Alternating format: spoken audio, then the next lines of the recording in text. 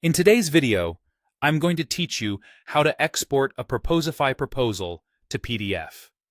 Whether you need a polished copy for a client who prefers attachments, or you're filing the final version for internal records, exporting from Proposify is quick and reliable, and I'll walk you through it from start to finish.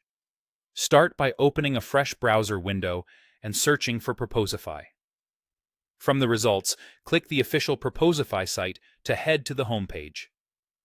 If you're already signed in, you may be taken straight to your account. Otherwise, log in with your credentials. If your organization uses two-factor authentication, complete that prompt. After you're signed in, Proposify routes you to the Documents area by default. This is where all your proposals, quotes, and contracts live, organized by status and ownership. If you're part of a larger team, confirm you're viewing the right workspace so you're looking at the correct set of documents. Next, locate the proposal you want to export. If you have a long list, use the search bar to type the proposal name or client name, or apply filters like status to narrow it down. When you see the correct item, click the proposal title to open it. Give it a quick review. Check that all sections are finalized, pricing tables are accurate, and branding looks the way you expect. Exporting a PDF captures exactly what you see here, so this final glance helps avoid rework. If multiple versions exist, make sure you're opening the latest one so the PDF reflects current details.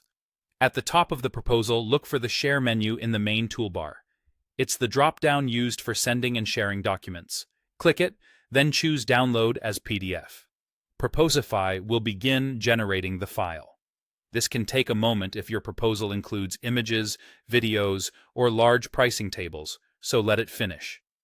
When the file is ready, your browser will automatically download it to your default downloads location, or it may prompt you to choose a folder and file name.